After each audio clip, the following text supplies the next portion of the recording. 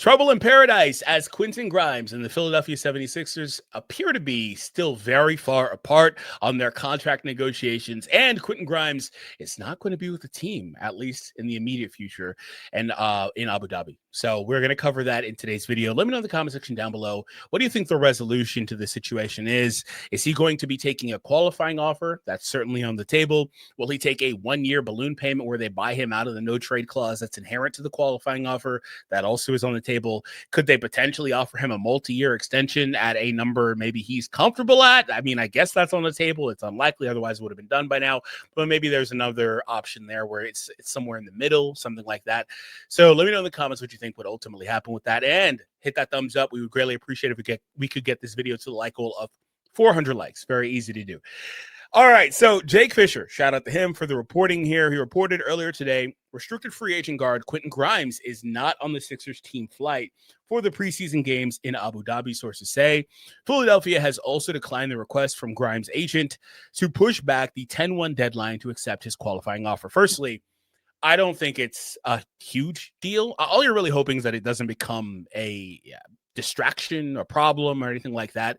I don't think it's really a huge deal that he hasn't caught a flight, because as soon as they work this out, he'll be on the first flight down. I mean, he is a restricted free agent, but he's still a free agent. He's not under a new contract for this upcoming season with the team. And so they'll figure that out, and then he'll obviously report, and it'll be like nothing ever happened. I don't think that first part, personally, in my opinion, maybe you disagree, is a humongous deal. All you're hoping for, in my opinion, is that it doesn't turn into a problem with him. But there's not a lot of time left for that to potentially evolve into a problem anyway, because he initially wanted to extend out until the 8th, I believe it was, with the qualifying offer deadline. And they said no. So the Sixers are playing hardball. They're saying, hey, this is what we want, and we're not going to give you any more time to decide on this. We want to get this sorted out. And so by the 1st, both parties need to reach an agreement on a contract deal. So whatever that winds up being, there's not a lot of time left, right? I didn't even know until the other day when we were doing a video personally that you could actually extend that deadline. But that's pretty interesting that you can. But equally, the Sixers said no. They didn't want to do that. They just want to get this done and over with.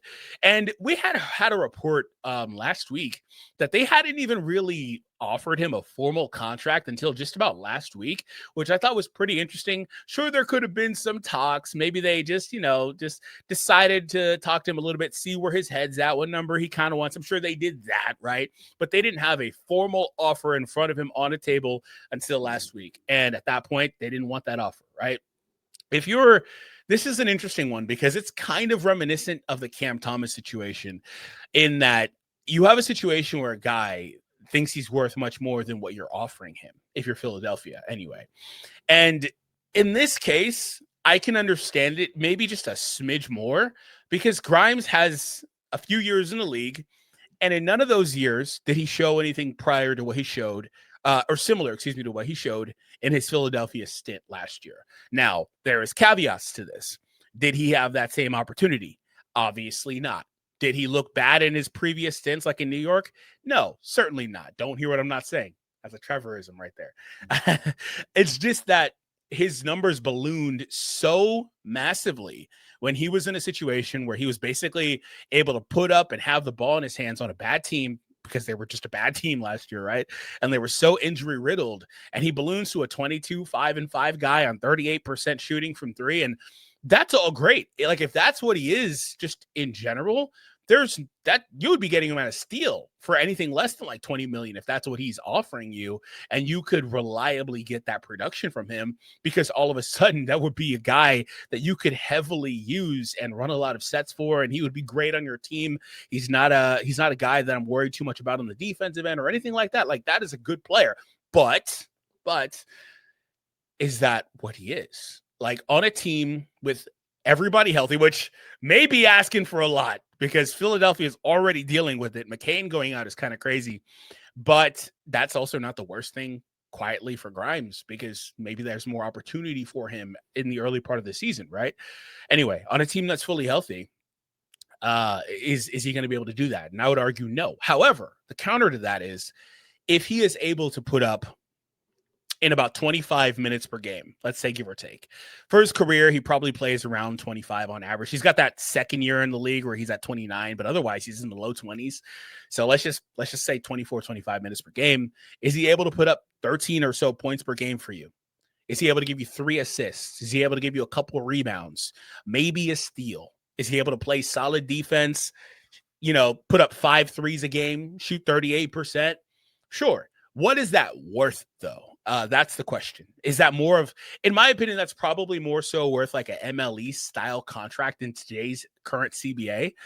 And that's the 13, 14, maybe $15 million range. And he would most likely be a bench player. Again, he would have a ton of opportunity, but most likely a bench player coming on behind Edgecombe or Maxey, maybe even both. I think you use him as a combo. He's a guy that could play 1, 2, 3 if you really wanted him to. So there's a little bit of versatility there. But otherwise, I mean, if he's able to do that for you, I think that would be a good number. But based on what we're seeing here, because the fact they haven't been able to agree to a multi-year extension, that tells me that Philly maybe didn't even offer him something of that degree, right? And that's really interesting. Maybe they feel really emboldened because they do have Edgecombe now. And obviously McCain was on pace to be Rookie of the Year before he got injured last year. We know what Maxey is. And so maybe they're looking at this backcourt like, do we need a fourth guy here? That's going to be a guy that requires high usage, high minutes even. Like, do we need that so much? I think that's where the question is. All right, let's get back to some of the reporting from Jake, but after a quick word from today's video sponsor. Sleeper is the #1 fantasy sports app.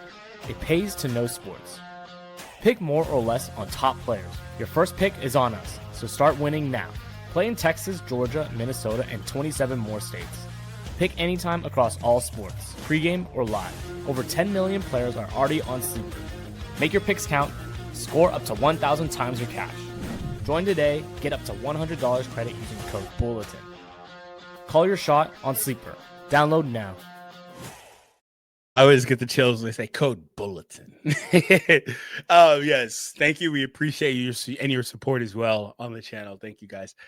So back to the reporting on this, right? And again, Trevorism, don't hear what I'm not saying. I think Grimes is great. I think he could be a meaningful piece to their rotation. I think he could be a meaningful piece to a lot of teams. I don't think he needs to play 30 minutes a night. I don't think he needs a 30 usage or anything like that. I think he could get in where he fits in. But the question is, what is he worth to Philadelphia in their current landscape? I'd argue, I think he's probably worth a lot, nothing like he's worth 30 million, but I value that. Or can't talk. I'd argue that I think that they should value him as a part of their rotation, given that they've had so many injury concerns. But it seems like Philadelphia, they actually want to try to buy him out of the no trade clause, which is interesting. So short of agreeing on a 1-year balloon payment, Grimes appears headed towards accepting the $8.7 million qualifying offer. The two sides remain far apart, and Philadelphia's sources with knowledge of talks strongly refuted the 4-year, $39 million offer Bauman has explained on the record. So they didn't offer him a 4-year, $39 million offer.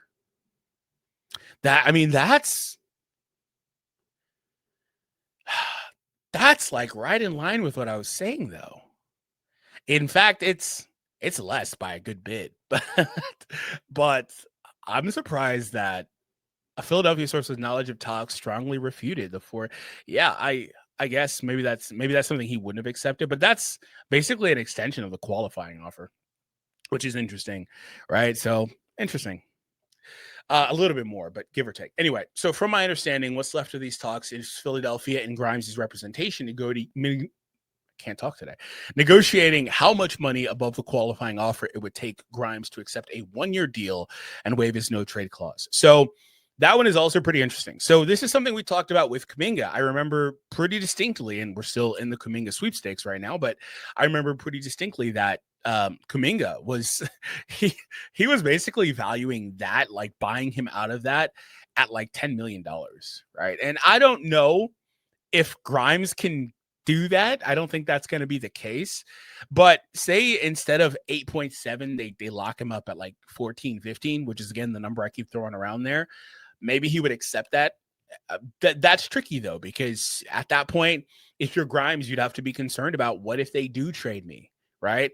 If they do trade me somewhere where I can't get a good opportunity, I'm going to be back on the market and I'm going to be maybe accepting a lower value contract than the one I'm on right now. Like, you have to be concerned about these things as well. And so if that's why I think that for a guy like Kuminga, and I'd imagine for Grimes as well, if you're going to buy them out of that no trade clause, it probably has to be a substantial amount of money, like to make up for the fact that if you trade them somewhere that they can't go to show what they can do for whatever reason, maybe there's a log jam, what have you, then all of a sudden they're stuck holding the bag there and have to make up that extra money over time, right?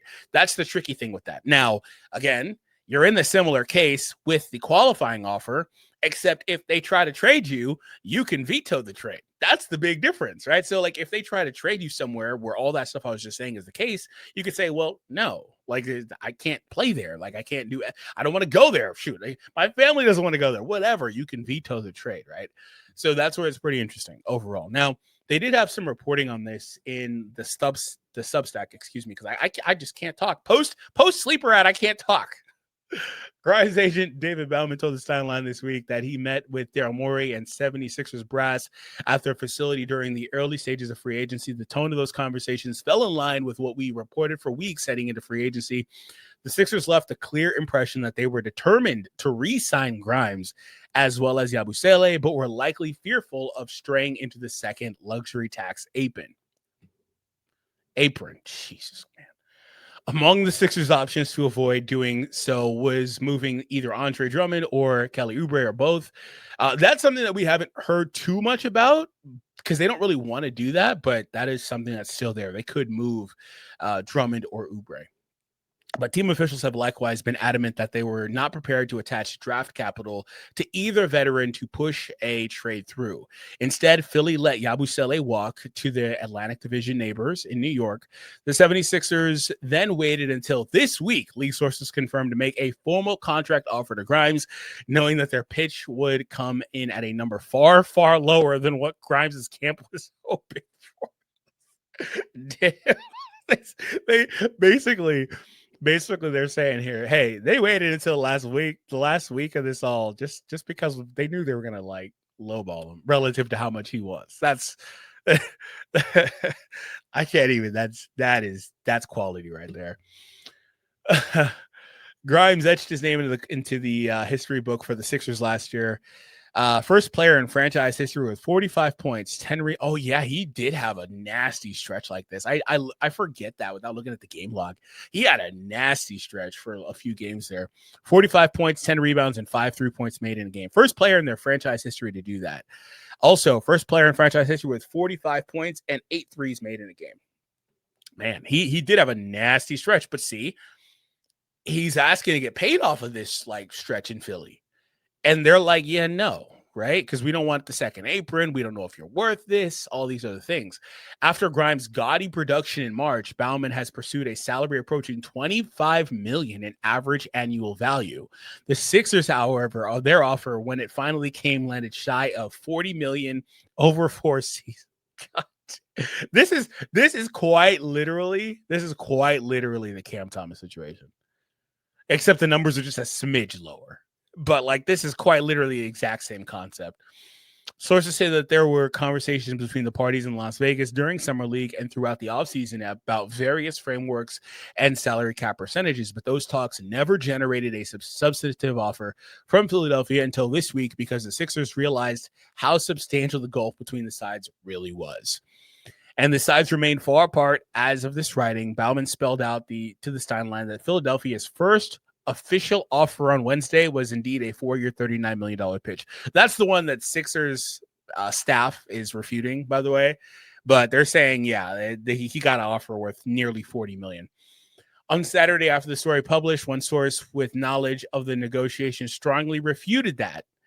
What seems clear amid all this is a significant chasm persists and has steered the parties to a point that a 1-year pact richer than the Grimes' 1-year, $8 million qualifying offer is the likely end game here. How much richer than $8 million could that one-year deal be worth? Bauman recently proposed that the Sixers and Grimes mutually agreed to push back the October 1st deadline of his qualifying offer to October 8th, giving everyone time for the Sixers to return home from their overseas obligations. The Sixers, however, have to this point balked at moving the qualifying deadline back. There have been some ongoing optimism from Grimes' side, as with Kuminga's camp, that unforeseen developments league-wide might create a newfound sign-and-trade opportunity before October 1st. What we've seen instead is, in Grimes' case, the McCain injury, which immediately raised the possibility that the Sixers will need more from Grimes this season than they previously anticipated. Yeah, that's what I was bringing up. That actually pops in out of nowhere. Obviously, you don't want to see anybody get injured, but that's low-key very beneficial to Grimes. It is what it is. Like, that's just very beneficial to him because now there's more opportunity for him, at least in the immediate future. No longer does Philadelphia have three healthy guards in its backcourt pecking order ahead of Grimes, with McCain now out indefinitely.